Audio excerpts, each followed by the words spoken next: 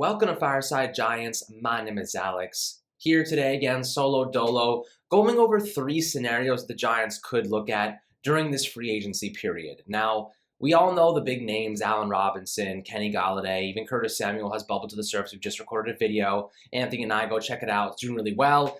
Breaking down what he could offer the Giants as a gadget type of player, kind of a mid receiver in the tier system that we're looking at right now. Obviously Allen Robinson is at the top of the list, but the Giants are going to need offensive support. John Mara, he was the first one to say it this offseason during his postseason press conference. He said the offense needs more assets. They need more, playmakers, and that is going to be a focal point for them this offseason, as we hope. And they rightfully should be doing that because, we saw last year the Giants averaged 17.5 points per game. They had an average run attack with Wayne Gallman and Alfred Morris, which is pretty impressive considering what they had to work with. Jason Garrett did a good job with the outside zone blocking scheme and the pulling guards and traps with Shane Lemieux and Kevin Zeitler. But for the most part, the passing attack was inept. That was a major, major point that we continue to harp on for the right reasons because the NFL has kind of taken a more passing-centric style. And the teams that really are good through the air are the ones that make it to the playoffs, the ones that even go out to win the Super Bowl. As we saw with the Buccaneers, playoff Lenny did a great job on the ground, but it's their passing attack that really, really pushed it over the edge with guys like Antonio Brown, Chris Godwin, Mike Evans, Rob Gronkowski had 2 touchdowns in the Super Bowl. So, these type of players are really important to the overall success of a team. And if you don't have a passing attack, we've seen how detrimental it can be to teams like the Giants, who really just struggled to put points on the board. The red zone efficiency was terrible, kind of everything that was going on. There's so many different factors that deserve blame. And I would say, ranging from Jason Garrett to the offensive line, they were one of the worst pass blocking units in the NFL. Just a lack of playmakers, lack of receivers to create separation. There's so much blame to go around. Daniel Jones is definitely not clear of any blame. He deserves some as well. The pocket awareness has always been an issue. The fumbling, interceptions, and bad decision-making, it improved as the years went on. PFF actually graded Daniel Jones as the most improved Giant this past season. I would argue it was Jabril Peppers. Or even Leonard Williams with 11.5 sacks, setting personal records left and right. So I think, as for the Giants, this is going to be a very interesting offseason where, wide receiver is the focal point here. They need to be looking at a couple options. And I'm going to read off 3 different scenarios. I presented this on Twitter, and, this got a lot of traction. This specific idea, I'm going to post the picture now so you can kind of see it. Go leave a comment, what you think of. There's like a couple hundred people that have already left their comments on these 3 specific options that I'm going to be breaking down today. So the 3 options are essentially to sign Leonard Williams and Kenny Golladay, which would be a really, really good, move for the Giants. Number 2, sign Leonard Williams, sign Dalvin Tomlinson, and then secure a lower tier wide receiver utilizing the draft more for the offensive side of things. And number 3 is sign Dalvin Tomlinson and then sign Allen Robinson. So you let Leonard Williams walk, and then you take a shot at Allen Robinson as the top guy on the market. He's going to get the most money, of course. But the reality is there's no guarantee any of these wide receivers are even going to make it to free agency. There are reports that have said that Kenny Golladay and Allen Robinson and Chris Godwin will all be franchise tagged, which is a pretty good probability. You don't want to let those kind of guys go, especially if you can keep them on a little bit more better contracts for the short term at least. But I wanted to break down these 3 options specifically because I think that they are kind of realistic for what the Giants are going to be looking to do this offseason. So, it is important to know, some people have made the argument, and I kind of want to debunk this. They have enough money to sign Allen Robinson or Kenny Golladay, Dalvin Tomlinson, and Leonard Williams. So we're talking about retaining Leonard Williams, retaining Dalvin Tomlinson, and signing Allen Robinson. Retaining Dalvin Tomlinson and signing Allen Robinson. So this is kind of an interesting thing because a lot of people have been coming to me and saying, they have enough money. They can find ways to make the cap flexible. And, yes, the cap is fluid. We see the Saints do it. They just opened up $24 million with Drew Brees restructuring his deal. Good teams find ways around the cap. But it is important that the TV deals with the NFL right now are about to conclude this month.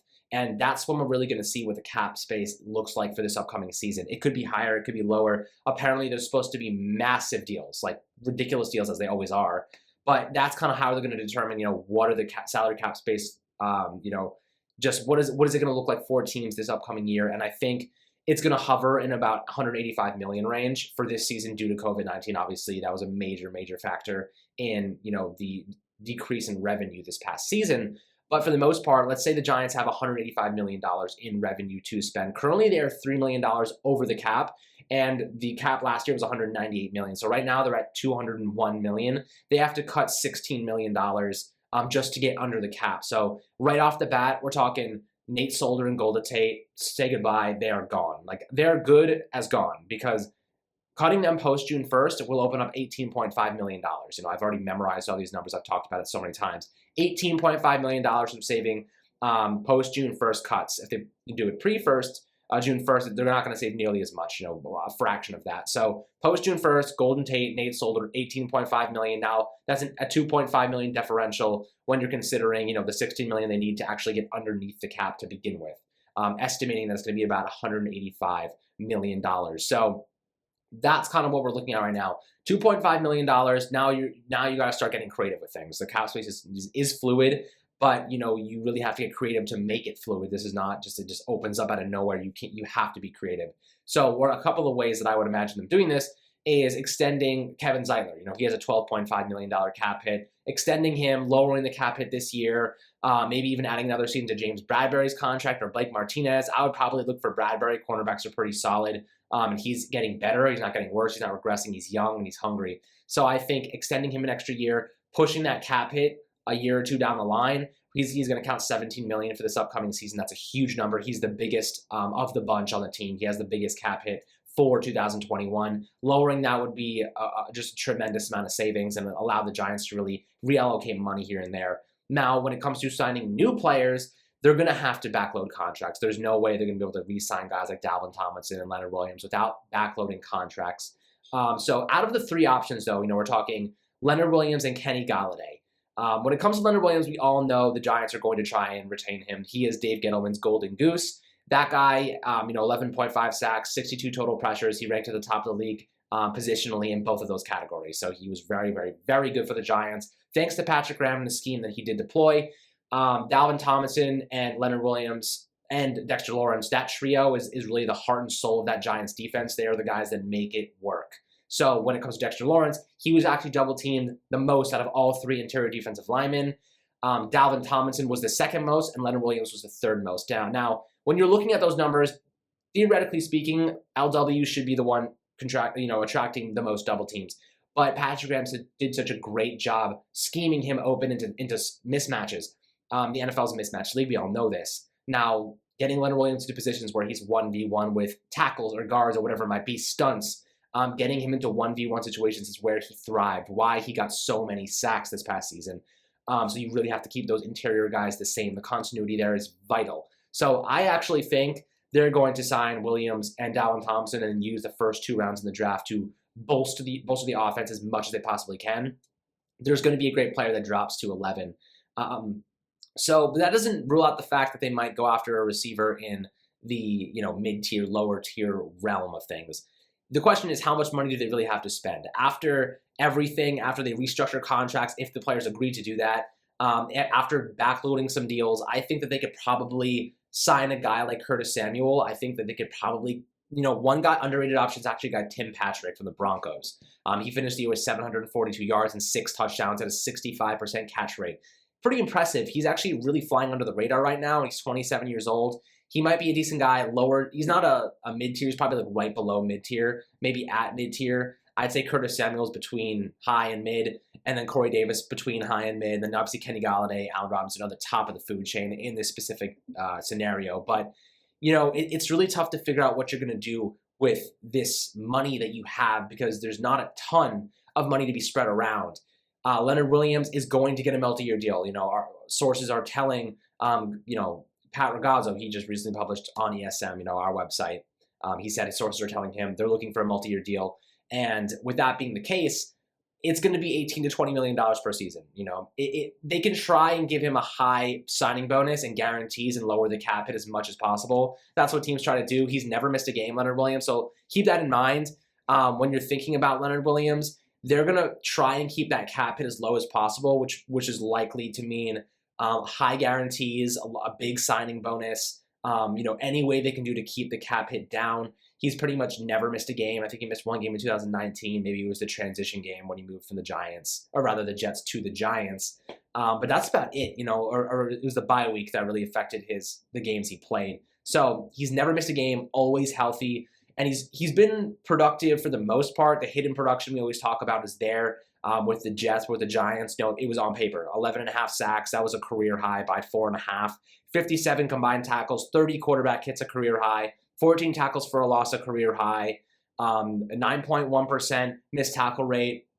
The guy was an absolute stud for the Giants this past season. So, like when you're thinking about Leonard Williams, if you let him go, you have a massive void. A lot of people are saying, we should let go of Leonard Williams. Like, why not let him go? Resign Davin Thompson, go for a wide receiver. Yes, like theoretically, you could find ways around losing Leonard Williams, but you're not going to replicate his production. That is a player that is always healthy. He makes an impact. He makes plays in big moments occasionally. He's not going to do it every single time, but he does make some big plays. And that's kind of where you're looking at him. He's a constant, and he's 26 years old. The guy hasn't even hit his peak yet. So I say you invest in him. If there's any player I'm letting walk, it's Dalvin Tomlinson, because traditionally defensive tackles, especially nose tackles, are the most replaceable players on the field at any given time. If you're looking in terms of pure production, Dalvin Thompson finished it last year with 4 sacks, 49 combined tackles, 10 quarterback hits, 8 tackles for a loss. Dexter Lawrence had better numbers than him. He's also a 3-tech, who can also, transition to 5-tech, but he's more or less, Dexter Lawrence is a 3-tech interior defensive lineman. Vastly different player. He's more of a pass rusher than a run stopper. Dalvin Thompson is what most would say an elite run stopper. He did miss 12.5% of his tackles this last year. Wasn't actually his best season. I think last year was even better, just in terms of his production, what he actually was able to do. But I don't think it's entirely necessary to offer him. The thing about Dalvin Tomlinson is people love him. He's a well-respected player. He is a good locker room presence. He is a very strong-handed, physically good player. That is really what you're getting in him. He's not going to cause any distractions. He's a very constant, just a great person to have in the locker room. So I think keeping him definitely has its pure benefits, like very, very, very clear benefits. The problem is NFL's a business. Sometimes you have to make tough decisions like this. You have to cut players. The Giants did it with a couple guys, Linval Joseph, Jonathan Hankins. They've been rotating defensive tackles for years now. And at the end of the day, it's the most replaceable position. Anthony talks about a couple guys all the time. Tommy Tagai out of Ohio State, really good run stopper. He's a guy the Giants could look at in the 2nd, 3rd round. Mcneil out of I think it's North Carolina State. Another really, really, really good player who's actually a pass rushing nose tackle. We'll do a film breakdown on him. He's one of our sleeper picks, and he's rising, climbing draft boards right now because you don't see nose tackles with the ability to rush the passer like Mcneil can do.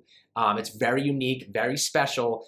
He stops the run at a really great level. Some people will say, oh, well, maybe he's not the size, like he's not big enough to play nose tackle, which is why he's better pass rusher, more nimble. Not true. He's an inch smaller and 5 pounds lighter than Davin Thompson. He's not a small guy. He's a massive human being. And he's very, very good against the run, but he also penetrates A-gaps very efficiently. So that's kind of where you're looking at just a guy coming in and can be an instant impact player, but also a multi-versatile player. He can do many different things. So that's something, the Giants might be looking at as a potential replacement for Dalvin. Of course, it hurts to lose him, but at the end of the day, you have to make decisions that you also have to allocate resources toward other units. You can't invest. This is the problem with Dave Gettleman. Sometimes he invests too much money at one position. Right now, you look at the offensive line. Nate Solder didn't even play last year. The only money they really have invested is in Kevin Zeitler. That's the majority of their money is going in terms of starting players. So I think you really have to think about how much money you're allocating toward a specific unit. The interior defensive line needs to be handled with care, but I think Davin Thompson is the most expendable. I would hate to lose him. I'll just keep reiterating that, but he's the most expendable. So when we're talking about these 3 options, that I listed before, I'm kind of on the sign Leonard Williams #1 boat. Sign Leonard Williams and then go for a Kenny Golladay if he's available. Go for a premium receiver and then use your draft picks to go with a wide receiver or a playmaker in the 1st round, 2nd round, and then get a guy like Mcneil, a run stuffer, just a guy that you can plug and play in the 3rd round, or trade up if you have to. I don't know exactly how they go about it. Or trade back in the 1st round, allocate another draft pick, go after a guy like Rashad Bateman. He's your #1 wide receiver. He's your playmaker. You also have Kenny Golladay and a premium wideout.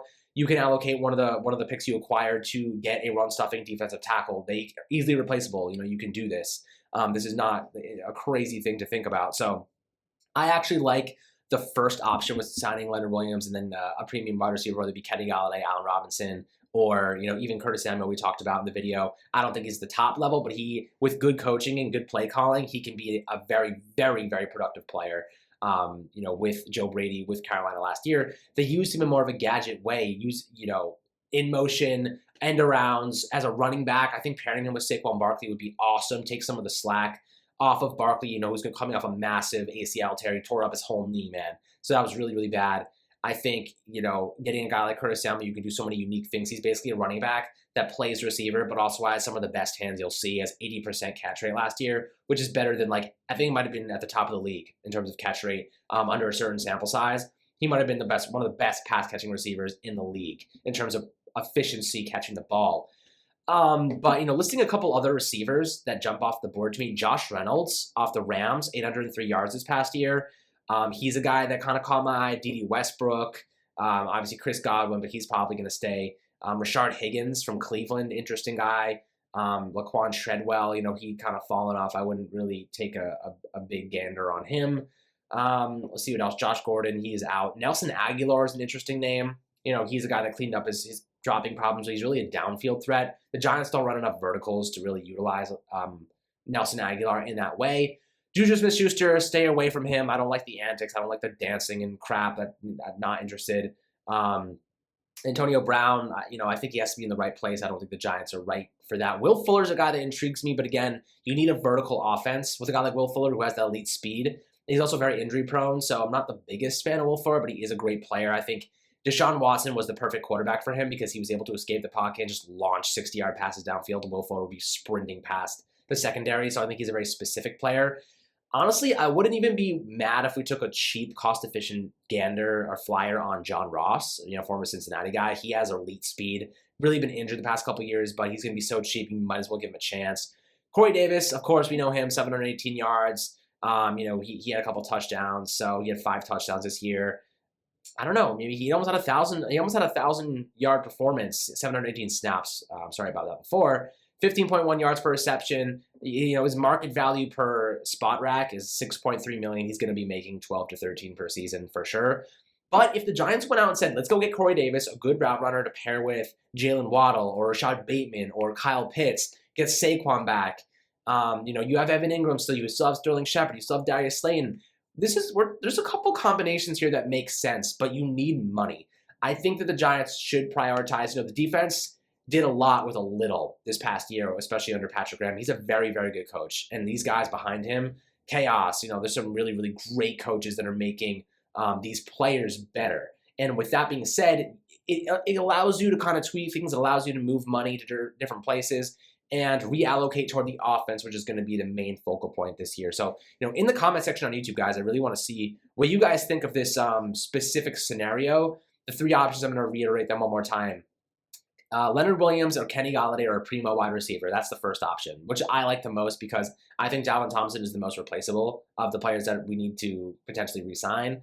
The number 2 option is sign Leonard Williams, sign Dalvin Tomlinson, and then get a lower tier wide receiver. So you're still kind of screwing your offense. You're really hoping Saquon comes back, and you're really hoping a premier playmaker falls to you in the first round at 11 overall. And then the third option is sign Dalvin Tomlinson, let Leonard Williams walk, and then go after a premium wide receiver. So I would rather go Leonard Williams over Dalvin Thompson and still go for a premium wide receiver. You might be hurting your cap a little bit. You might be really, really thinning things out. You might not be able to go into the season with a ton of money. But this is where you get paid. This is where you really pay those financial guys to figure things out. Like Jordan Belfort better be back there selling penny stocks, trying to open up money right now. Sorry, I'm watching Wolf of Wall Street again for the 17th time. It's always on my mind. But, this is a very interesting offseason with the cap situation because I honestly have no idea how they're going to do this. I don't know how they're going to sign a premium wide receiver, offensive playmaker, plus retain some of their bigger players. Maybe they shouldn't have signed Logan Ryan so quickly because he's counting a lot towards the cap the next couple of seasons, so it's kind of going to hurt them. But a lot of people I see like the option 1. A lot of people like option 2. 3, not so much. People aren't liking keeping just Dalvin and a wide receiver. They're liking more Leonard Williams and a wide receiver, or Leonard Williams and Dalvin and not a really great wide receiver. But it really comes down to what their draft plans are. The Giants need to look offense in the draft unless Micah Parsons is on the board. Micah Parsons, given the allegations, if you are willing to forget about those for a second, if you're willing to just, let's see how those things progress, what happens if they do an investigation. It seems like they might have already done one. If you feel confident a team is going to pick Micah Parsons, he's going to be an absolute freaking monster for whatever team picks him. But can you make sure he stands under wraps? New York is a tough place to play. We saw it with OBJ. We've seen it with players in the past. It gets to you. If you have a bad game, people come after you. The media comes after you. If you go to a strip club, if you do something stupid like DeAndre Baker, they will come after you every second for a year straight. They're relentless, the media. So you have to be a very specific player. You have to have the mindset. You have to be smart with your decisions because they will find out. We always find out everything. Everyone's watching. So when a guy like Micah Parsons, unless they feel confident they can discipline him and keep him under wraps, I would probably stay away and go with a playmaker. Jalen Waddle's a guy, if you've ever listened to him speak, he is such a humble guy, just a really great person. And he comes from a good background. I really love him as a prospect, but his character is what stands out to me. He's just such a good human, great locker room presence. But when he gets on the field, he's a monster. He wants to compete. He is a competitive. He wants to win. And that's the kind of player you want. You want someone that off the field is humble, like James Bradbury. He doesn't speak up. He does his job at a very high level. And, he's a monster on the field. He turns the switch on. That's what I'd love to see.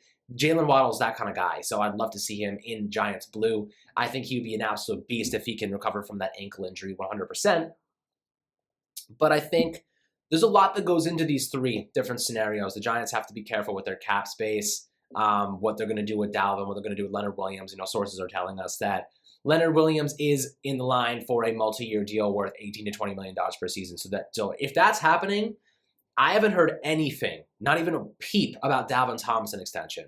We would have heard something by now. We are hearing Leonard Williams. We are not hearing Dalvin Tomlinson. So until we hear rumors that they are going to be, negotiating that deal, I have to assume that maybe they're going to move on from him. Maybe they franchise tag him, but they'd actually be paying more for him per season if they did that. So, this is going to be a very curious thing as we move forward in this offseason period. And, free agency opens up in March. It's going to be really, really fun, active. We're going to be making videos, as always, make videos every single day. I know you guys have noticed if you're on YouTube, every day we have something new coming out to give you guys some more insight, information, and really give our opinions on different things and specific players and rumors.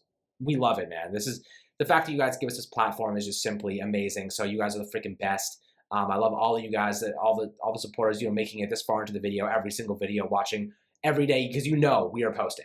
So much appreciated, much love, everybody. Let me know in the YouTube comments what option you would choose, because I'm curious to see what you think the most important parts of this team are, really. Is it the pass rush? Is it the run stopping? Is it a receiver? Where are we allocating money here? And if you think that we can sign Williams, Dalvin, and a premium wide receiver like some people think that we can, please, I'd love to hear how, because in my opinion, I don't think that the cap is as fluid as everybody thinks it is when it's going down, okay? The cap going down this year, $15 million, really hurts a lot of people's plans because a lot of teams use escalators to deal with cap situations. They say, as the cap goes up, we will pay you more money, or we will rise your cap hit, elevate your cap hit. It's very strategical, but because the cap is going down, those escalators get really messed up. The cap was expected to jump to $250, $220 million this offseason. It's actually going down $15 million. So teams that had predicated their new contracts, with the idea that cap was going to be elevating, now have to restructure. They have to cut guys early, prematurely, shed players for cap room. It's going to get ugly really, really fast in free agency. And so get ready for a lot of players to get cut. We just saw J.J. Watt get cut. AJ Bouye got cut. Patrick Peterson is gone from the Cardinals.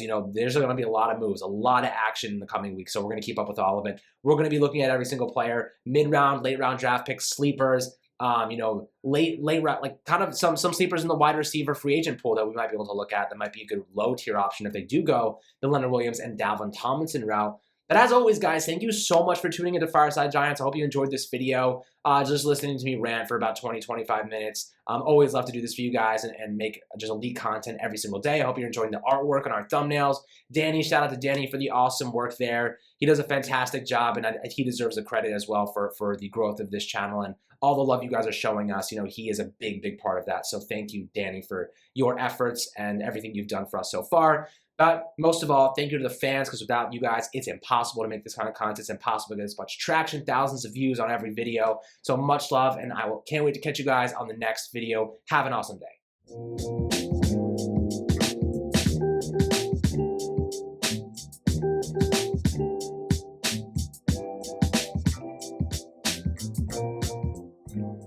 TVSO.